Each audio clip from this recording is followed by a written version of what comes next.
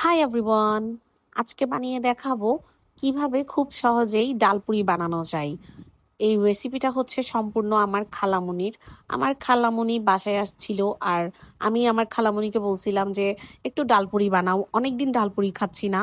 তো বাইরের গুলা তো অত বেশি ভালো হয় না, কিন্তু আমার খালামুনি ডালপুরি বানাই যে ওগুলা অনেক মজা হয়। তো ও বলছে ঠিক আছে, বানিয়ে খাওয়াবো তোমাকে আমি এক্ষুনি। তো এখানে ও ডালগুলাকে আগে প্রথমে সিদ্ধ করে নিছিল, এরপর ভালো মতো শুকাই নিছিল।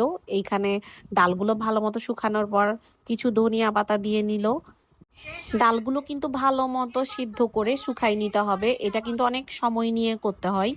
এইখানে ও 2 কাপের মতো ময়দা নিয়ে নিছিল, এরপর অল্প করে স্বাদ মতো লবণ, 1 চামচ বেকিং পাউডার দিয়ে ভালো মতো মিক্স করে নিতে হবে।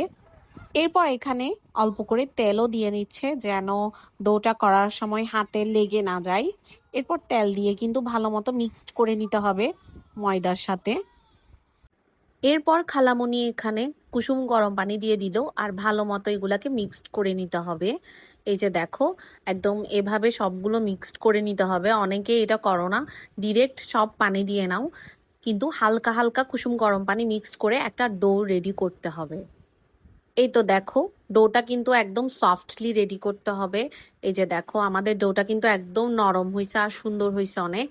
আচ্ছা, এটা কিন্তু কিছুক্ষণের জন্য আমি রেস্টে দিছিলাম, প্রায় 30 মিনিটের মতোই আমি ডোটাকে রেস্টে রাখছিলাম। দেখো আমার খালামুনি কি সুন্দর করে বানাচ্ছিল, মাশাল্লাহ।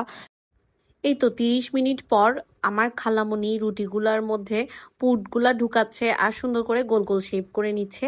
এরকম ছোট ছোট করে নিতে হবে। আমার খালামণি কিন্তু এগুলাতে অনেক এক্সপার্ট, মাশাল্লাহ।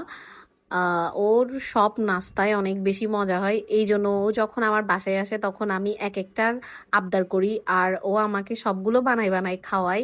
এই যে দেখো, সব বানাইছে সুন্দর করে, দেখতেও কত সুন্দর লাগতেছে। তার পাশেই দেখি আমার পার্সেল চলে আসছে, আর এই পার্সেলের মধ্যে কি কি আছে আমি তোমাদের সাথে সব শেয়ার করব।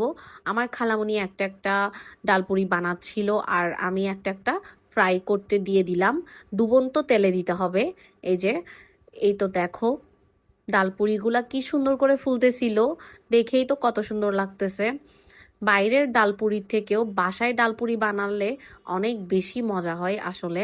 এই যে দেখো, ডালপুরিগুলোর কালারটা দেখো, এত সুন্দর লাগতেছে, খেতেও কিন্তু অনেক মজা হয়েছে। আমার না এরকম ভাজা পোড়া খেতে অনেক বেশি ভালো লাগে। অনেকেই বলে যে ভাজা পোড়া স্বাস্থ্যের জন্য ভালো না, কিন্তু একটা দুইটা তো খাওয়াই যায়। তোমরা কমেন্ট করে জানাবা আমার খালামুনির ডালপুরিগুলো কেমন হয়েছে দেখতে। Thanks for watching, by.